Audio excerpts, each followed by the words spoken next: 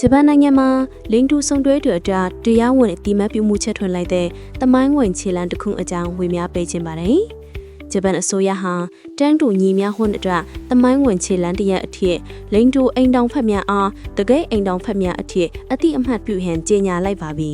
။ဒီဆုံးဖြတ်ချက်အရတဘာဝဘေးတန်တွေအကြောင်းစိုးရင်ခွင့်ကျေးပေးခြင်းဆိုင်ရာဥပဒေအပအဝင်အခြားဥပဒေနည်းဥပဒေ9ခုမှာလိင်တူဆုံတွဲတွေကိုအတိအမှတ်ပြုထားမှာဖြစ်ပါတယ်။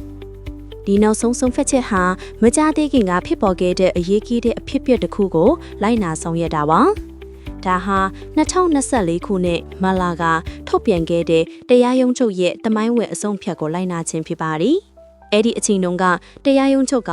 လိင်တူအိမ်နှောင်ဖက်များစီတရားဝင်အိမ်နှောင်စုနှင့်ဆင်တူသောအခြေအနေမှာရှိတယ်လို့ကြေညာခဲ့ပါတယ်။ဒီကြေညာချက်ဟာမှုခင်းကျူးလွန်ခံရသူအကျိုးခံစား권ဥပဒေအောက်မှာစံနမူနာတစ်ခုကိုပါချမှတ်ပေးခဲ့ပါလေ။တကယ်တော့အစိုးရဟာဒီမတိုင်ခင်ကတည်းကစတင်အတိအမှတ်ပြုမှုတွေလွှတ်ဆောင်ခဲ့တာကိုလည်းတွေ့ရပါတယ်။ယခုနှစ်ဇန်နဝါရီလမှာအစိုးရဟာဥပဒေ24ခုအောက်မှာလင်းထူအိမ်အောင်ဖက်များအားအတိအမှတ်ပြုခဲ့ပြီးပါပြီ။ဥပမာအနေနဲ့အိမ်အောင်ဖက်အကြမ်းဖက်မှုကာကွယ်တားဆီးရေးဥပဒေနဲ့မြေနစ်အဆောက်အုံ9ရန်ခွဲဥပဒေတို့ပါဝင်ပါတယ်လို့သိရပါတယ်။သို့တော်လည်းစိန်ခေါ်မှုတွေရှိနေသေးပါ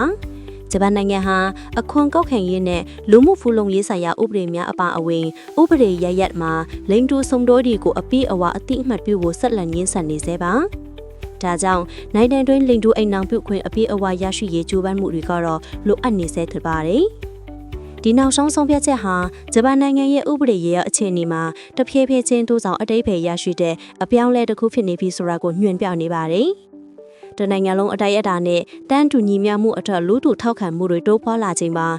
LGBTQ+ အခွင့်အရေးတွေအထက်တိုးတက်မှုကိုလည်းပြသနေရပဲဖြစ်ပါတယ်။ဒီအကြောင်းအရာတွေကို Voice of Pride မှာဝေမျှပေးလိုက်ပါတယ်။ကျေးဇူးအထူးတင်ရှိပါတယ်။